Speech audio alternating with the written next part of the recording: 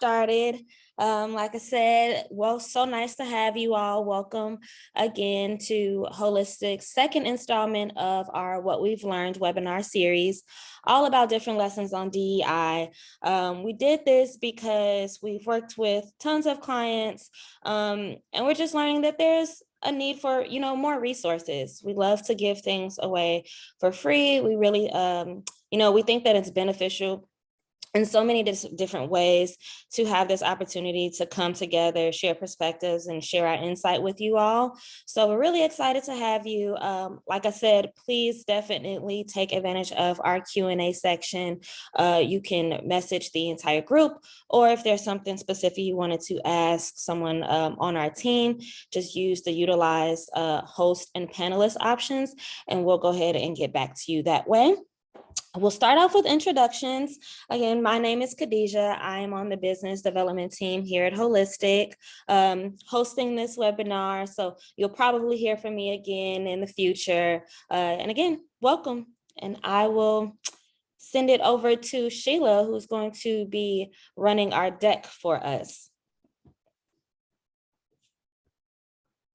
Thanks, Khadijah. I will just pass it off to Guthrie and Michelle to talk about Holistic and Hire Well. Nope, already started trying to talk while I'm mute. Excellent, welcome everyone. I am Guthrie Blackman. I am a lead consultant here at Holistic. Holistic is a people, data, and results-driven people analytics DEI consultancy. We help companies build diverse and inclusive workforces, specializing in employee experience and engagement, and helping drive further policy and improve experience overall. Hi, and I'm Michelle Malis with Hire Well, and we are a talent acquisition service provider, primarily a search firm, but also providing sourcing solutions and talent marketplace aimed at helping companies grow world-class teams. And we come at that with a very trained and inclusive, informed staff. Excited to have you. So a little bit more about me. I work on what is called our managed and on-demand teams, and that means that I often embed in companies and help them as an add-on resource when there's a surge. And in manage, what it means is they often outsource to us and say, hey, can you take on a series of hires that we need to have happen, or look at our process. So we're the ones who are actually in there trying to really do the work and help you change the process and figure out how to look at it, all while helping you get people hired.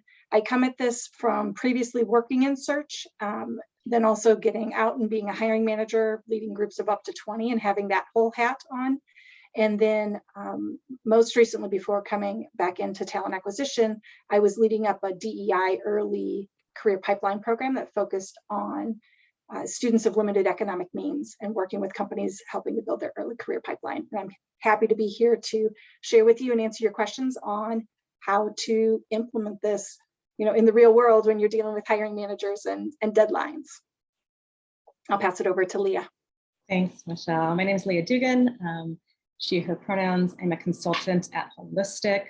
My background, I really don't even have enough time to get into it. Had a very circuitous career path so far. I've been in every industry from telehealth to wellness to restaurant industry, bar industry, and then moved into HR and then moved into recruiting, where I actually worked at Hire Well for a time. And now I've transitioned to being a consultant here at Holistic. And I will pass it over to Guthrie, my esteemed colleague. Thank you. Yes, so again, I'm Guthrie Blackman. My pronouns are they, them. My background is in mental health and homelessness case management and community education, as well as behavioral health research and creative writing and providing writing instruction. Here at Holistic, I am a lead consultant, so I participate in every part of the client management process, from taking in client data and understanding the way that potential employees are experiencing the hiring pipeline, to tracking overall employee experience, and then working with companies to improve their employee experience and their policies and their overall workforce. I think we can now jump into telling you a little bit more about what we mean when we talk about people first hiring. You can skip to the next slide.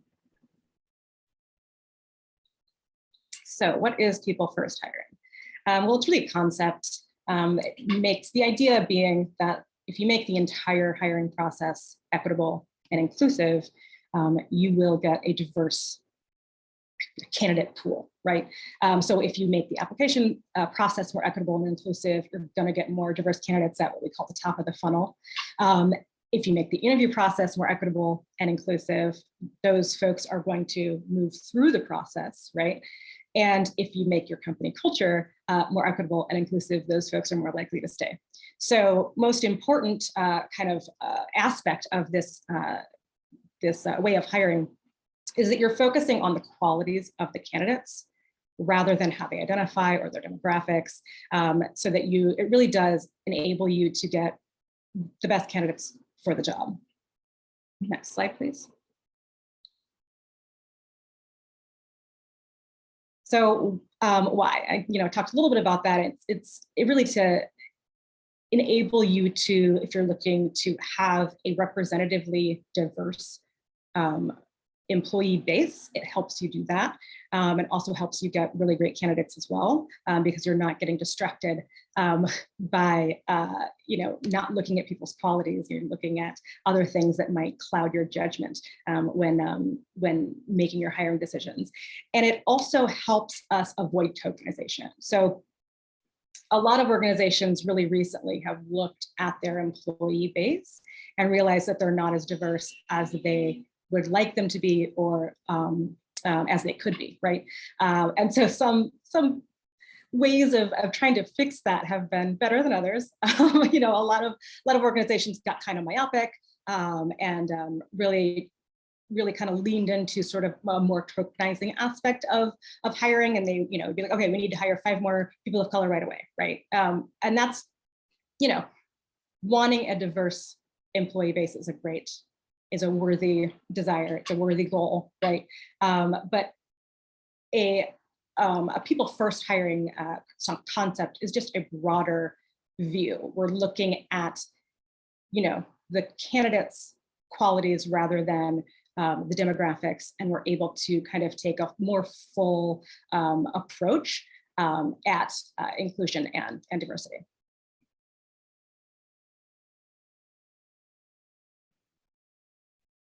Some reasons that we prioritize people first hiring here at Holistic.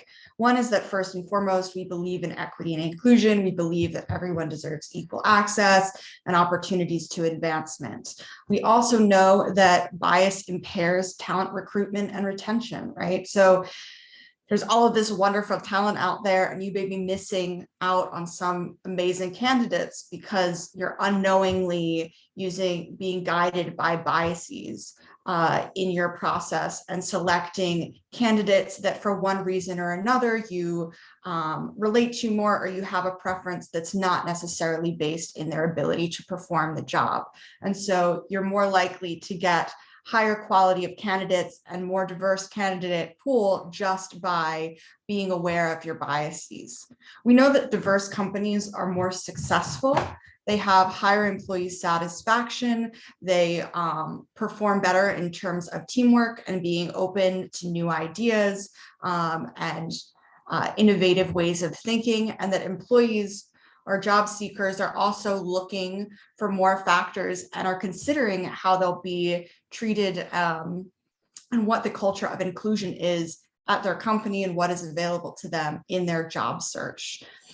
What Leah was talking about a little bit is that we've had this national conversation about DEI, and a lot of companies want to move forward with making a statement, with expressing their values, with showing that they really value diversity, equity, and inclusion, but there's a lack of clarity on how to move forward, and it can lead folks to being in a more tokenizing or performative space where you want to celebrate your employees, but there's not more action necessarily internally to support them, or the processes that you are undergoing on a regular basis as a business are not necessarily aligned with the DEI values that you're promoting. And so at Holistic, we really work with our clients to track that employee experience and to help everything to be aligned from what you're saying to what you're providing, and see that then in the way that employees move through your company.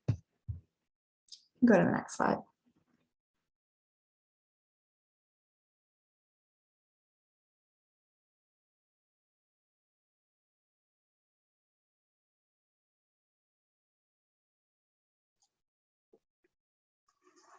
Well, while we're taking the polls here, we'd love everybody to go ahead and include, think through the question and give their best feeling of where they're at and the polls. I'd also love put in the chat who you are, right? Because we're going to try and give everybody both big ideas and then something you can take away. So if your roles in talent acquisition, let us know that. If you're a hiring manager, let us know that. If you're making some of the decisions for the company, great. And if you're just a person interested in it, we'd love to hear that so that we can give you very actionable items in this, because our goal is to have you walk away with something you can do today or tomorrow and feel empowered from this whole experience.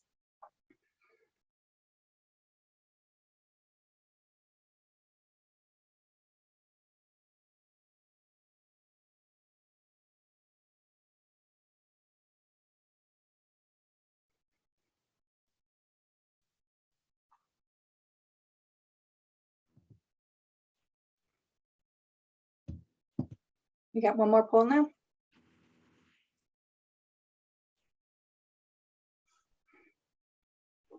We're still finishing this up. If folks want to get their answers in, great. We're going to close it now and share the results so you all can see. Perfect.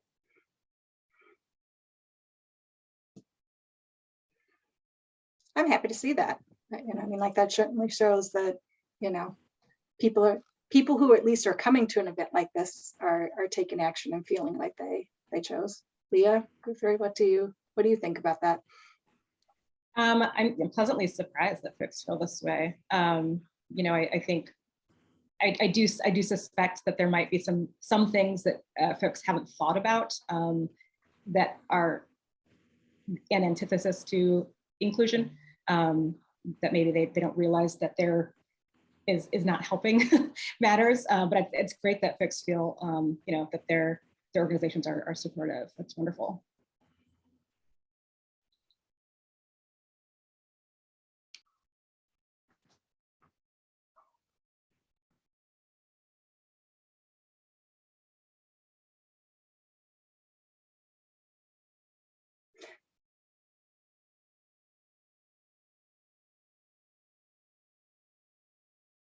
Sorry for the silence here. We're learning how to do these polls quicker. So we were practicing on Friday, but didn't know exactly how to get them up real quick. So.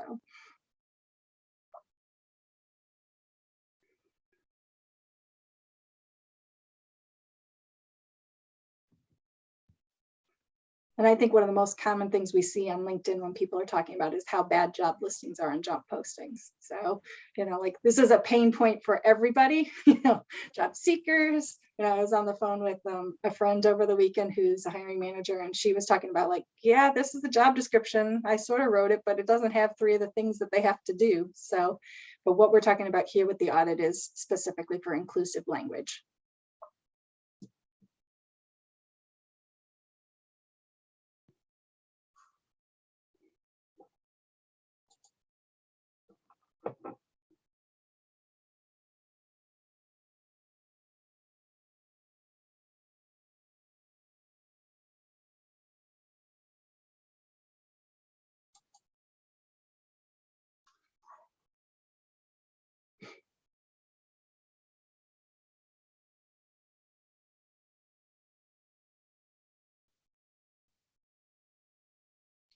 This one I don't find surprising at all.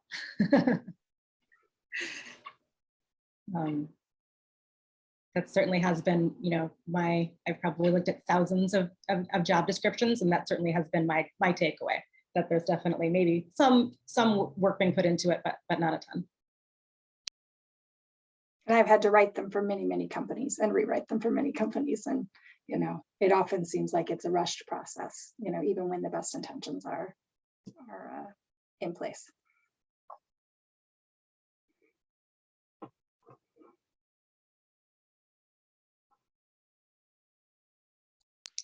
So we're going to talk a little bit about accessibility. So accessibility means inclusivity, right? So anyone who works in this field or anyone who's been making any hiring decisions at all recently probably knows that it's a pretty tight market. Good candidates have a lot of options, and folks aren't afraid to, we all seen the articles of the Great Resignation, right? Folks are not afraid to jump ship and look for something else. So it really is important to make sure that your the application process is accessible to as many people as possible. So look at things like, how long does it take? How long is the application process? I've seen some that are pages long, like the initial application to just send in the resume. You have to fill out 3 pages in their system as well. How many numbers of interviews do you have? If it's a 7 interview process, you're gonna really run the risk of losing candidates throughout that at some point during the process, because a lot of folks who are interviewing in multiple places, so they have options. Any kind of needless requirements, looking at those, and any kind of sort of gatekeeping, needless gatekeeping measures, right? Are you asking for social security number in the first step? Are you asking for driver's license number in the first step? Like, we don't need to do, typically those aren't really needed for someone to put in an application. Also, are the interview options accessible to a wide range of candidates?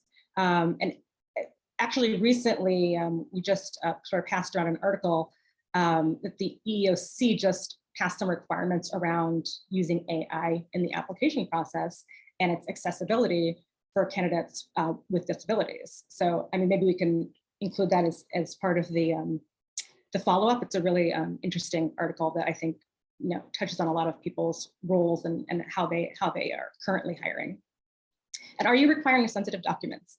As I stated, like requiring like a social security number or something like that in the first step is really not something that is necessary, and folks are gonna try and hop out of that process pretty quickly, most likely. And then we're going to talk about job descriptions in a little bit more detail later on, but looking at those job descriptions, looking at the language in them. Is it inclusive language or is it exclusive language? Other gatekeeping, needless gatekeeping things that are in your process. If you're, if drug testing is not required by your industry and you're requiring it for a role, why, maybe looking at why you're requiring that and if it really needs to be, if it's a necessity there. Because that's a pretty long process, right? The person has to go to the lab, you get the results back. It really extends the process before you can get the offer out. And all of these things, and looking at all of these things, are really important so that you can help mitigate losing good candidates and losing diverse candidates as well. Making people, kind of forcing them to hop through hoops they don't need to necessarily is really the best way to kind of lose good candidates throughout the process.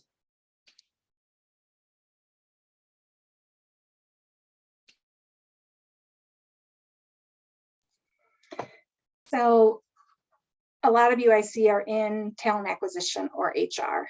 So I am going to kind of talk to that audience, but this information is relevant to anybody, whether you're thinking about it for the overall company, certainly if you're on from the hiring manager or the hiring team side, and then really even if you're just an employee in the company, because it may be that your company isn't doing this, and bringing up this idea would be something that would be of interest, once it's suggested.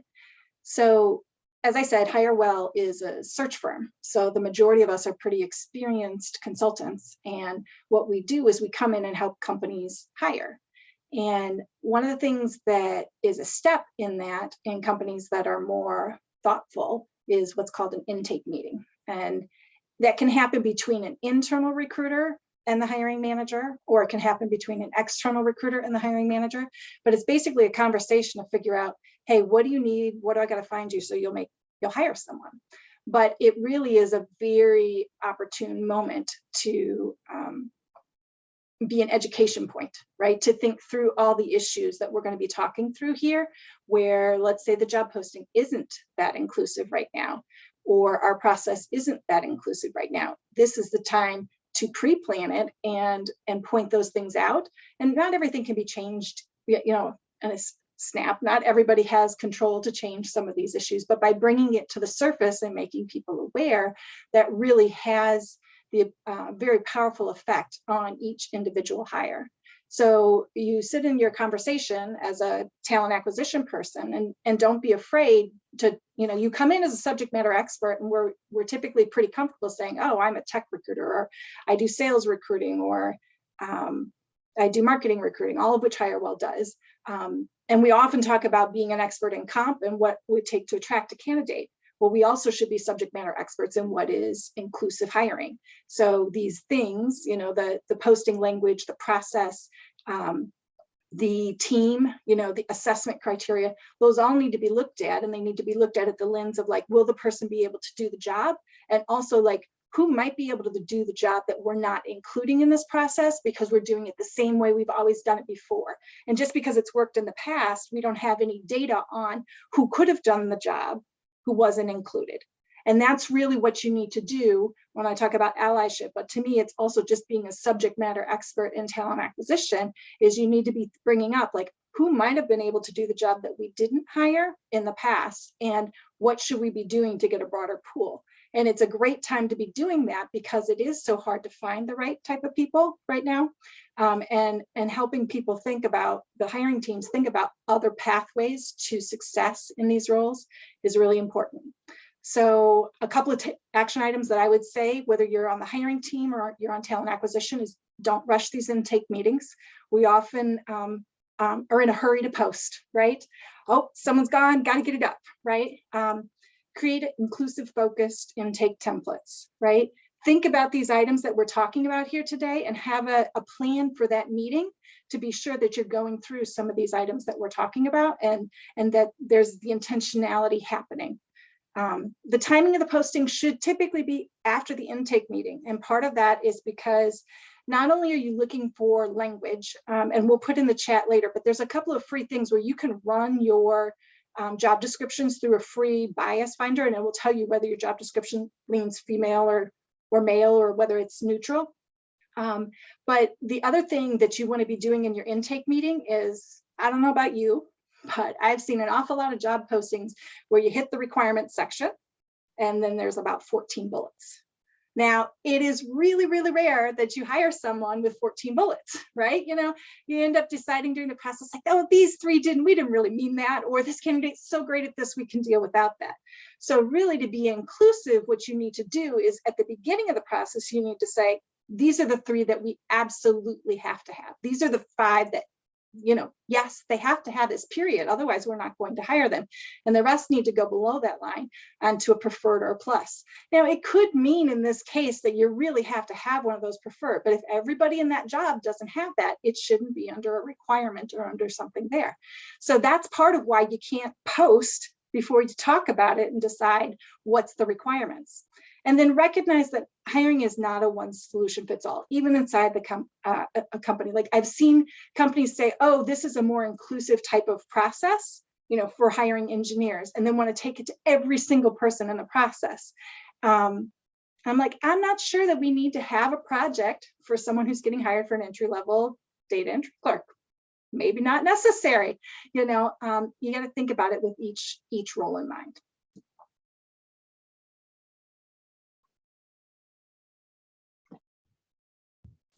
So when we talk about people first hiring, one of the things that you want to make sure is that you're showing job seekers, potential applicants, that your company is a safe place to land, that it's really working on supporting all of its employees, that it's moving beyond performative language and into a place where you're really doing everything that you can to be a supportive environment.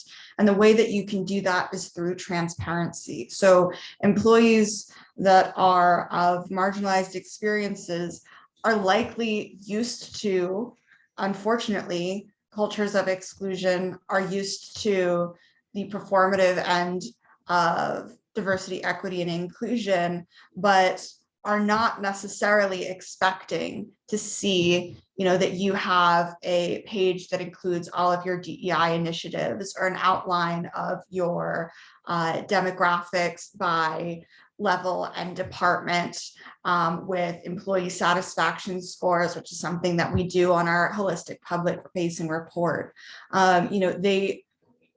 To see that and really get an understanding and have the chance to see what a company looks like from the inside is something that organizations are just starting to do, that really can be very inviting for folks who are wary of what the actual experience is going to be like when they land at a company. I can say for myself as a trans person, applying to Holistic and seeing, okay, all of the employee pages have pronouns listed, and then looking further and seeing, oh, these are some of the services that Holistic provides, and they actually, they don't require you to choose a gender. You can write in your own. It's more inclusive of everyone, and seeing, oh, okay, so it's more than just a statement, but there are ways that this organization is living its values. And so that's what we really want to encourage our clients to be doing, and all companies to be doing, is celebrating the opportunities that they're offering employees and their overall culture of inclusion and the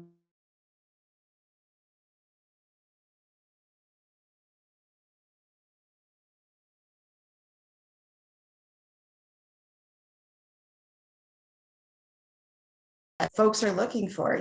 Some folks applying, they need good healthcare, they need a flexible work schedule. Sharing that is just as important.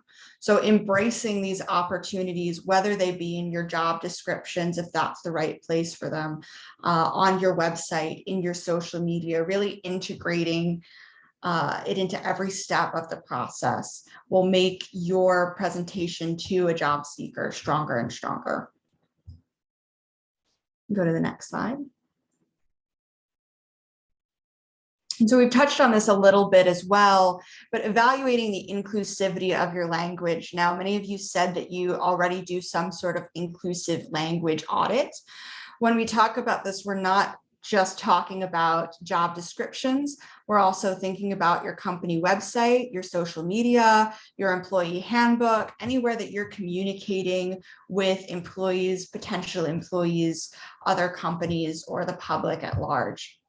Some things to look for is pronoun use. Are you alternating using, she, her, he, him, they, them pronouns to be inclusive of all folks, or using gender neutral pronouns across the board? Are you correctly using demographic groups?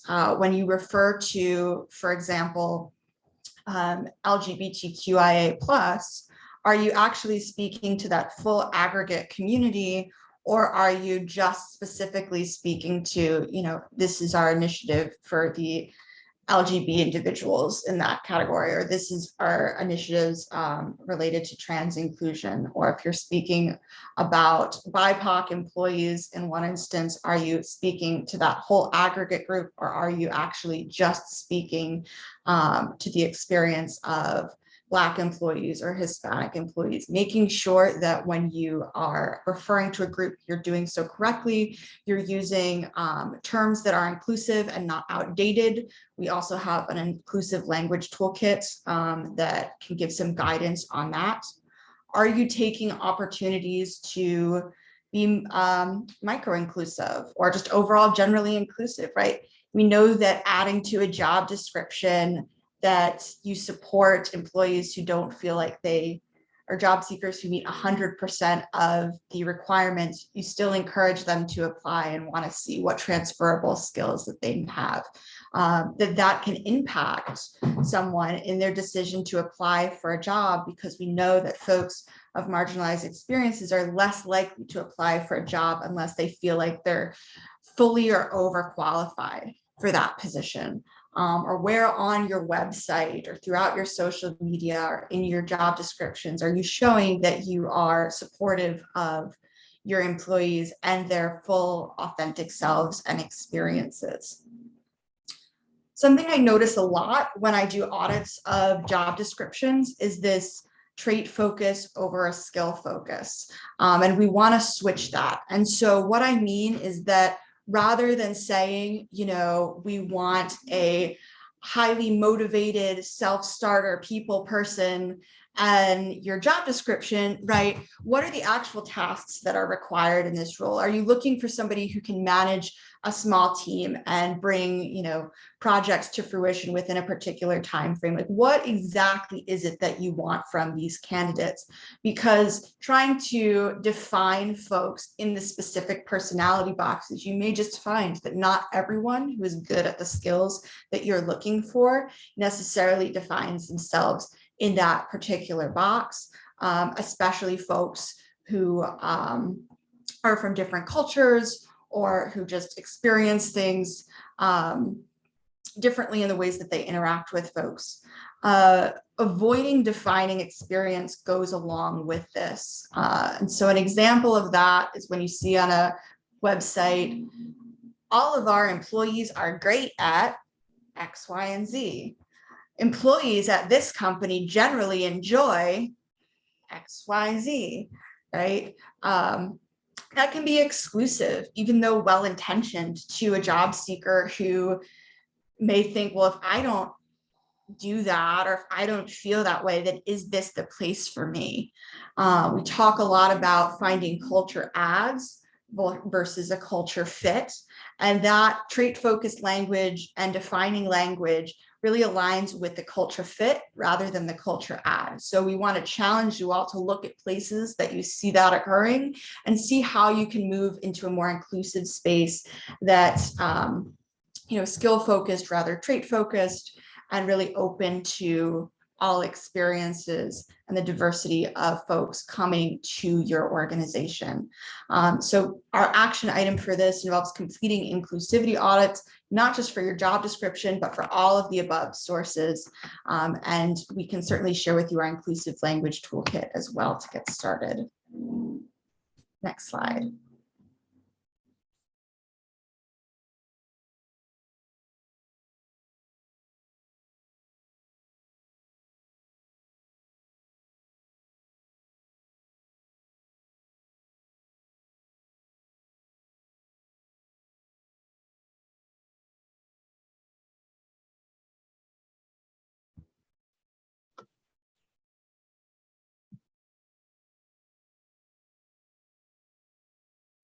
I think another interesting one with this that we could put in the chat is like, how often do they go through it? You know, and do they build, right? Like, or is it the same one repeated?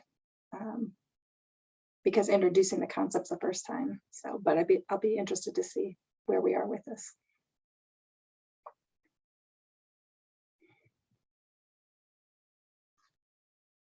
I'm ready to put the Jeopardy music on here. I'm discovering I'm the person that they clearly have music playing for when I'm on hold.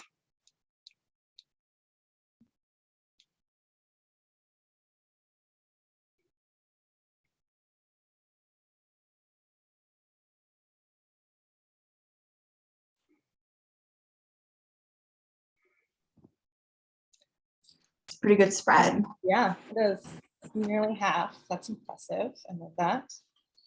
I would be curious, Michelle's additional question, I would be curious to know what that looks like. If it, like she said, is it the same training yearly? Is it bi-yearly? Are there different trainings designed for different roles? That'd be interesting to find out as well.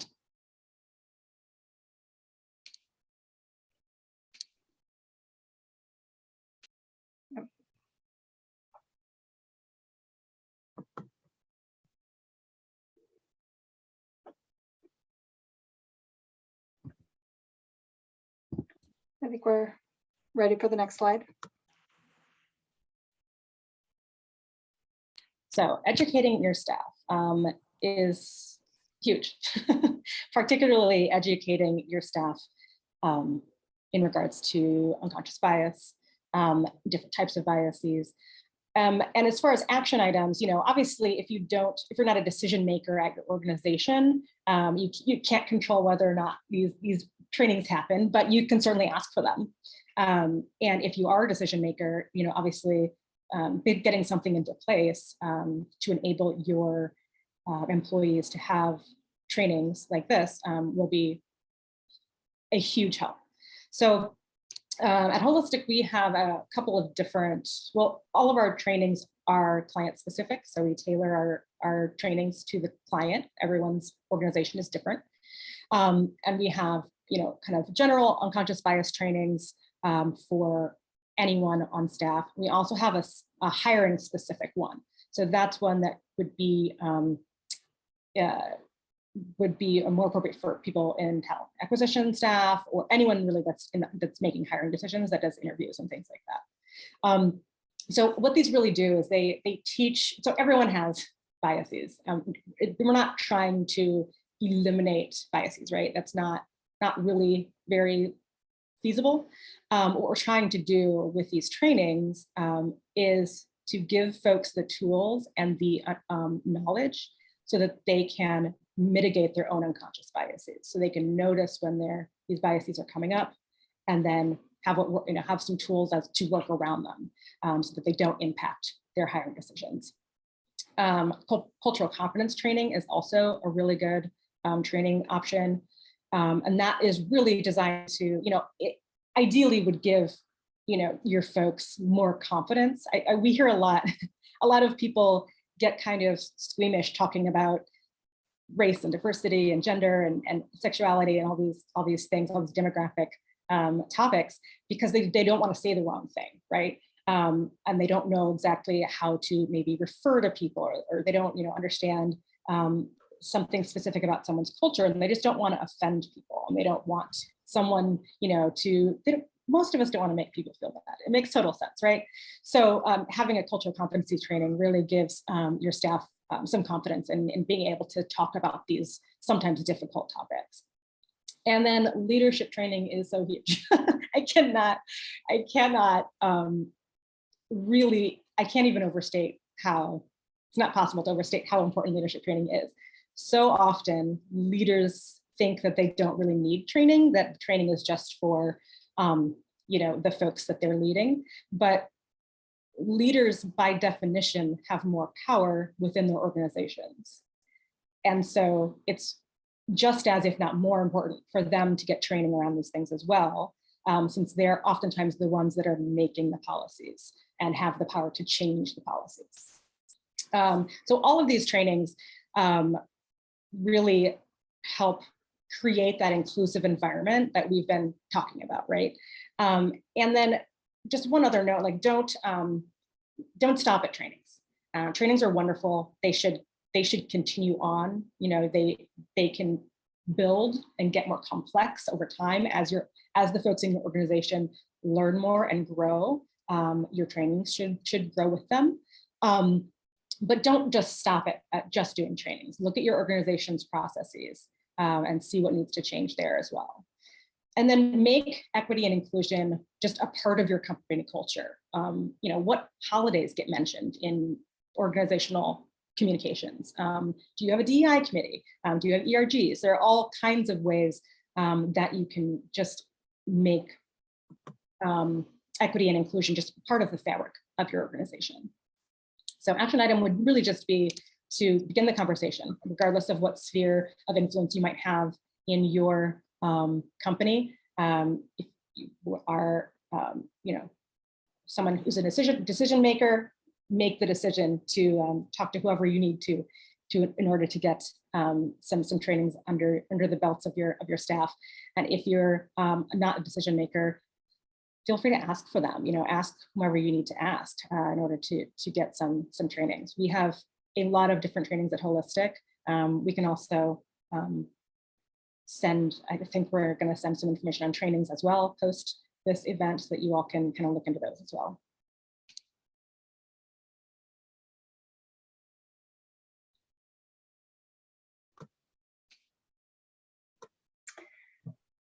So again, I'm going to come back to I'm the person out there implementing it. And I saw Ed's question in the chat, and that's a hard one, you know, in light of like how politicized our country has become, you know, how to deal with the laws and that kind of stuff.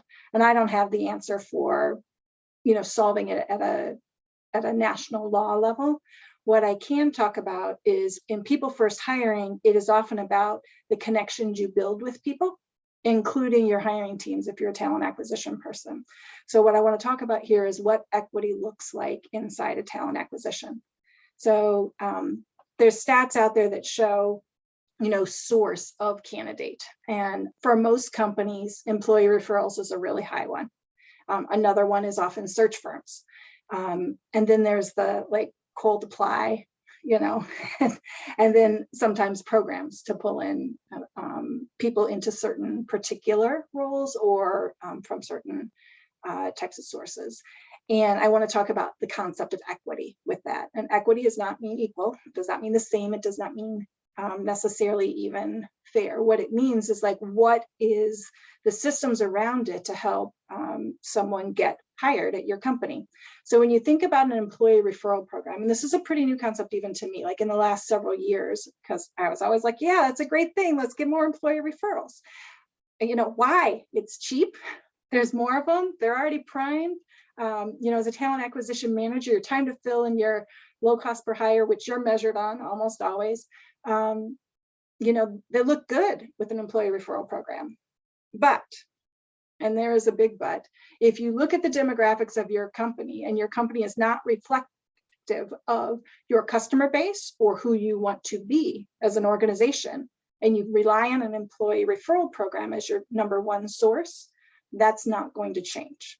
And the reason that's not going to change is in general, we know and refer people who have similar demographics to ourselves and similar lived experiences. So by lived experience, I mean, we went to the same college.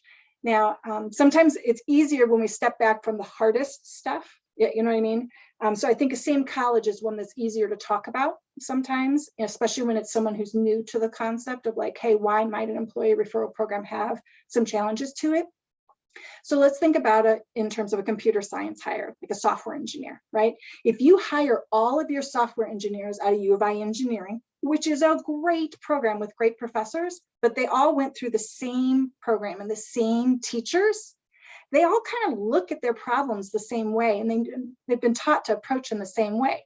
Whereas if you go and you get people from all sorts of different schools, all of with, you know, good computer science program, throw in a couple self-taught people, some boot camp people, that kind of stuff, they all learned a different way, you know, and they had to succeed a different way. And in all likelihood, the software that's getting built is going to be built in a different way, which is good when you think about who's on the other end, because on the other end is not all just users that went to U of I and know to use that software that way. So you want to really think about that whole concept inside your employee referral program.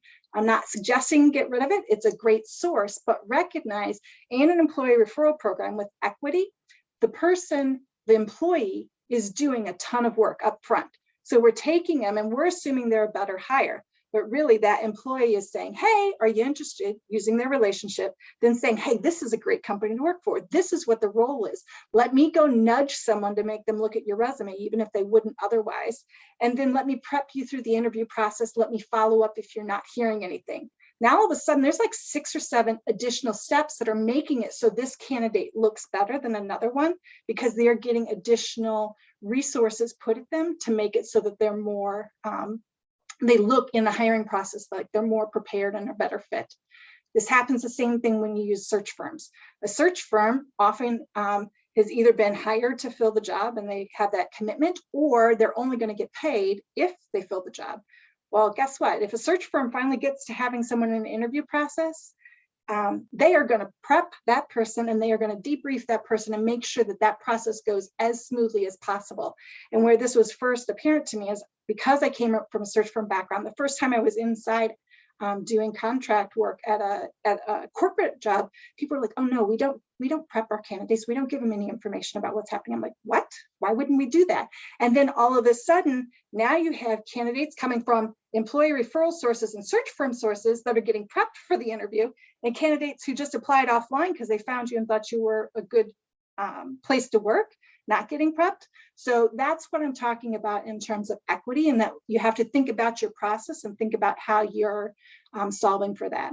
And then the last thing you can do is, like, it's not like you have to get rid of these sources. You just need to be sure you're balancing them out. So do you have a very intentional program that you're spending that time and money on to be sure that you're pulling in the diversity into that top of the funnel that you want? So build out multiple talent sources. Evaluate the time, both direct and indirect. So you may not be spending the time, it may be the search firm or the employee that's spending the time, but you need to recognize that, and then recognize that if you're trying to build a diverse pipeline, that it's going to take that much time, and you may have to directly spend that time and money versus on the other ones, it's an indirect spend. And then one of the easiest things you can do is put up a frequently asked questions section on your career page. All those questions that get asked, make it self-service, so at least the people who aren't coming in with as much resource have some place they can go and can get the answers. And then finally, if diversity and inclusion is a big commitment of your company, you can consider offering a diversity hire referral offering, right? Like that companies are doing that now, and that's a possibility for a direct action to show your company's commitment if that is one of the values your company holds. Next slide. So I spoke about this a little bit in discussing transparency earlier, looking at employee data, at applicant data, at exit survey data are all places that you can evaluate to improve your overall experience. So we're actually looking at the way that applicants move through your hiring pipeline. What are the differences in applicants, demographic groups and experiences, referral sources, etc. at the top of the pipeline? When they first apply to your company, what does that look like? And then for each stage of the application process, where is loss occurring? What percent of applicants are making it through to each stage, and what percent are accepting offers? By looking at this, you can find out where your overall needs are as an organization. So is the need that you need to improve your recruiting? Is the need that you need to improve your process? Is it both? We find that companies sometimes misunderstand where the issue is, and looking at data can help that become really clear for you. Secondly, entrance and stay surveys, seeing how supported employees feel when they start working at your company. Do they feel like the job matches the description that they were given? Have they been told resources available to them that reflect your values and DEI initiatives? Do they have the support that they need? Exit surveys, again, you can look at, was the overall experience what they were sold in that initial job description and when they first applied?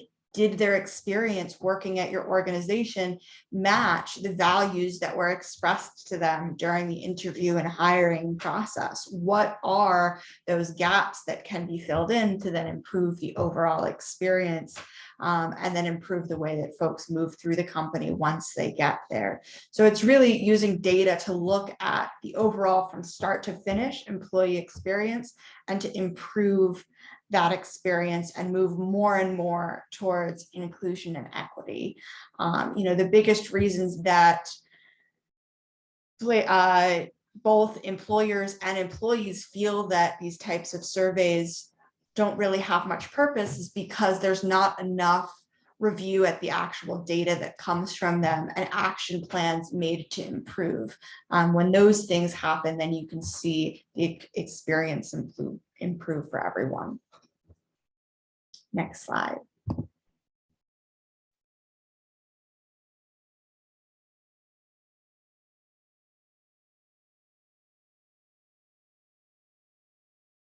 So this one is one that really often we can live this experience, but it does come from leadership. So I'm not going to go heavy into this, but the main thing is if we start talking about transferable skills and we start talking about different pathways in, rather than just trying to move people from one company to another that are a direct fit right now.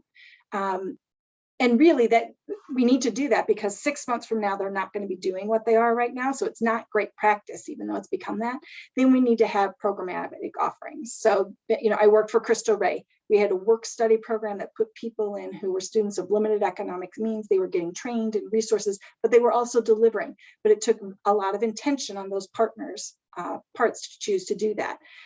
Companies need to decide how to create entry-level ramps for employees. So you see a lot of like relaunch and relaunch programs where people take career breaks and how do you get back in?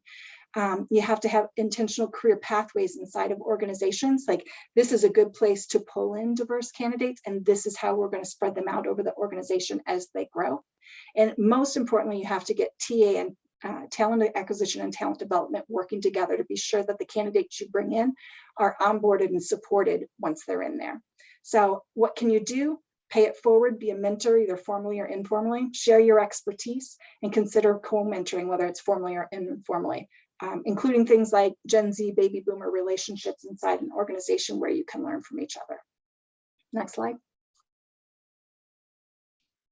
So be in it for the long haul. This is a journey, not a destination. Keep the conversations going. Look at your policies. Do you have like an antiquated dress code language in your employee handbook? And transparency is huge. Guthrie touched briefly on the holistic public facing report that we offer. And that really, you can decide what you tell your employees and what you tell the world based on all the work that you're doing or your demographics or employee sentiment. There can be a lot of different types of data on there, and just looking at how you communicate with your staff. What are you telling them and how often are you communicating? Transparency leads to trust, and trust building is essential for any organization that wants to stick around. And integrating actions, put your money where your mouth is, walk the walk, don't talk the talk, live your values, a lot of different ways to say that. But making sure that your actions are matching your words. So action item, establish some sort of DEI roadmap. This is essentially what we do for clients. They tell us their needs, their concerns, their wants, their desires, and then we look at, we do a very deep dive into everything about the company, their policies, their data, and we give them suggestions on recommendations of things to do going forward. And there's a lot of different ways we can do that. We have a lot of different tools. And our work with every client looks a little bit different because every organization is a little bit different. So we're really able to tailor it to the industry or to the organization itself.